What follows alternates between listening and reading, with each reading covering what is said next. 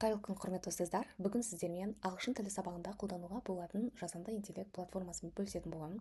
Платформаның аты EdCave. Тіркелгеннен кейін сіздерде бірінші осындай бет шығады. Қазір қысқаша не істеуге болатын, не жоспарлауға болатын, қандай материалдар іздеуге болатын бөлісіп кететін боламын.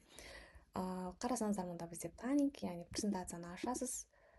Презентация құрастыруға болады, тақырыпты жазасыз, қандай материалдар оның ішінде болу керек, неше бет, және өзіңізге қалаған дизайнды басып презентацияңызды құрастырасыз. Келесі бізде Teaching Resources. Қазір мен өзімнің 8-ші сыныптағы тақырыпты алайын, қорғалжын ұлттық қорығын. Біз қазір материалдар іздейтін боламыз. Міне қарасаңыздар, бірінші бізде мақалалар шықты, иә? Екіншіде осы тақырыпқа байланысты презентация. Үшінші вкладкада бізде видеолар, яғни біздің тақырыпқа байланысты, және worksheets. Мысалы, мына worksheetsті ашып қарасаңыз, яғни әртүрлі сайттарға кіріп қажеті жоқ, бір сайтқа жазасыз, барлық материалдарды аласыз. Міне осы тақырыпқа байланысты менде барлығы уже шығып тұр. Міне видеоларды қарасаңыздар болады, осылай ашып. Және керекті мақалаларды қарай аласыз. Үшінші тұрған ол бізде қысқа мерзімдік жоспарды да онда құрастыруға болады, бірақ бұл Қазақстан сайты болмағандықтан жасағаннан кейін сіздерге міндетті түрде тексеру керек. Енді біз қандай тағы да материалдарға доступ ала аламыз. Мысалы, Reading Activity дегенді басайық. Бұл жерде мен қазіргі осы тақырыбымды қосайын. Енді мынау мәтінімді алып аламын. Бұл менде кітаптағы тұрған мәтін.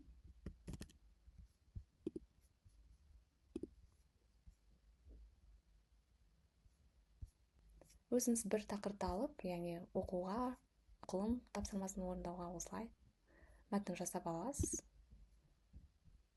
Бұл жерден сөздікте құрастыруға болады. Яғни мына жақта қиын сөздердің тізімінде ала аласыз, және бұған біз квиз жасай аламыз. Қысқа жауапты немесе аралас. Қазір сіздермен квиз жасаймыз.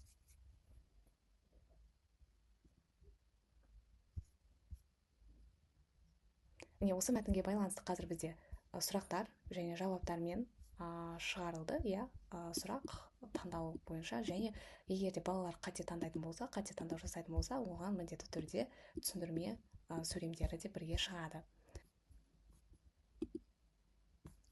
Маған аудио керек болса осы мәтінге, мен аудионы да шығарсам болады. Қазір көрейік. Міне біздің аудиомыз мәтін бойынша дайын болды. Қазір тыңдап көрейік. Just west of Astana lies a quiet, watery world where grass and sky meet in wide, reflective pools.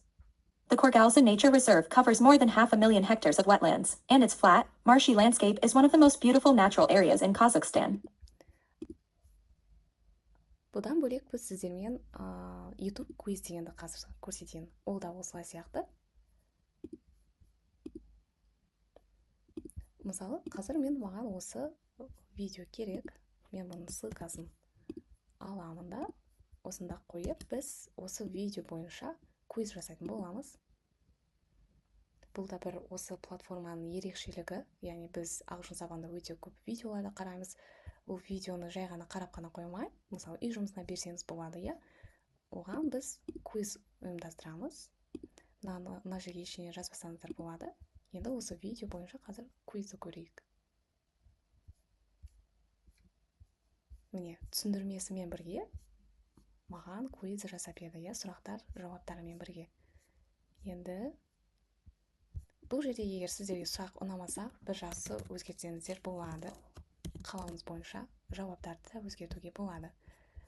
Және қараңыздар, видеоның қай секундында ол туралы айтылғанына дейін онда бізде көрсетіп тұр. Мен оны сақтаймын, иә.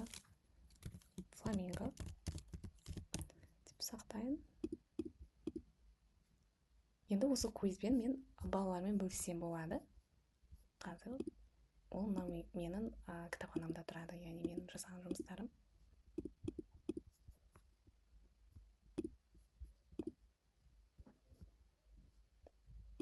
Мен бұны осы QR арқылы немесе сілтемесін көшіру арқылы балаларға үй жұмысына жіберсе болады. Қазір біз сіздермен оны тексеріп көрейік. Сілтемені ашқан кезде мысалы шығады, мен жазамын өзім атымды. Мына видеоны қарайды, өздері белгілейді мысалы жауаптарды, және осылай тексеріп аламыздар. Барлығына жауап берейік.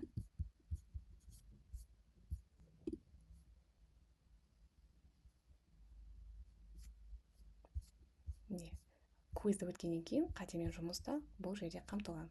Басқа да сіз өзіңіз қалаған квизді ұйымдастырсаңыз болады, яғни тақырыпты жазып арқылы, тағы да оның ішінде дополнительный қандай материалдар болу керек, сұрақ типі қандай, қысқаша жауап береді ма, әлде таңдау үлгісі болады ма. Осылай сіз осы платформаны сабағыңызға қолдансаңыз болады. Тағы да мұнда флеш-картс бар, яғни егер де сізде тақырып бойынша жаңа сөздер керек, мысалы мен мына тақырыбымды қайтадан алайын.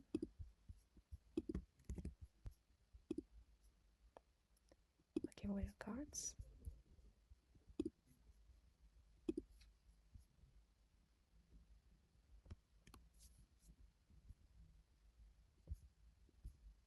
Енді бұл өзіңіздің таңдаған тақырыбыңызға қарай жаңа сөздер шығады, иә, ол сөз қалай оқылады, мағынасы қандай, және оны мысалдармен мұнда көрсетеді. Синонимдар да бар.